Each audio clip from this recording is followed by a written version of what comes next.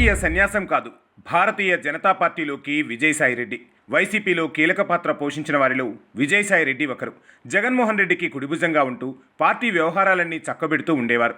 రాజ్యసభ ఎంపీగా కొనసాగుతున్న విజయసాయిరెడ్డి ఎవరూ ఊహించని విధంగా తన పదవికి రాజీనామా చేయడమే కాకుండా వైఎస్ఆర్ కాంగ్రెస్ పార్టీ నుంచి కూడా తాను బయటకు వస్తున్నట్లు పార్టీకి రాజీనామా చేశారు.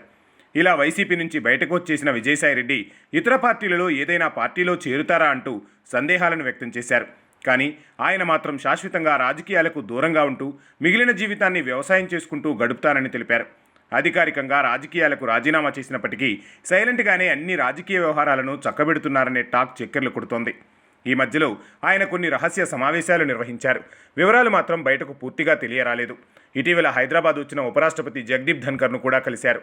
కంది ఐఐటికి వచ్చిన ఆయనకు ప్రోటోకాల్ లేకపోయినా ఆయన వద్దకు వెళ్లి మరీ ఆహ్వానించడం చాలామందిని ఆశ్చర్యపరిచింది. ఆయనకు ఎందుకు అవకాశం వచ్చిందో మెల్లగా విషయాలు వెలుగులోకి వస్తున్నాయని రాజకీయ వర్గాలు చర్చించుకుంటున్నాయి.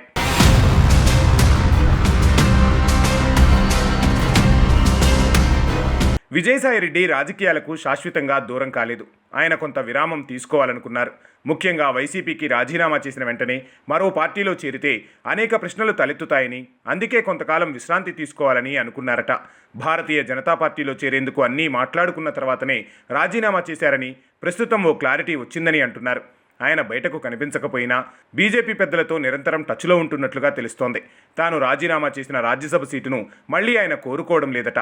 పదవి లేకపోయినా పర్వాలేదు, బీజేపీలోనే చేరాలనుకుంటున్నారట.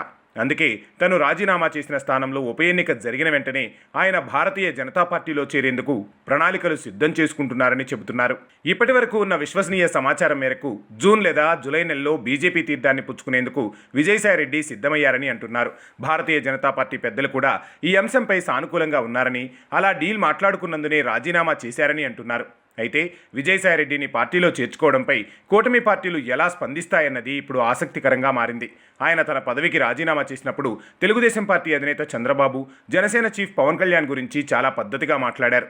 వారిపై తాను చేసిన వ్యాఖ్యలు కేవలం రాజకీయాల్లో భాగంగా చేసినవే తప్ప వ్యక్తిగతంగా తనకు వారితో మంచి సంబంధాలున్నాయని చెప్పుకొచ్చారు. విజయసాయిరెడ్డిపై అనేక కేసులు ఉన్నాయి.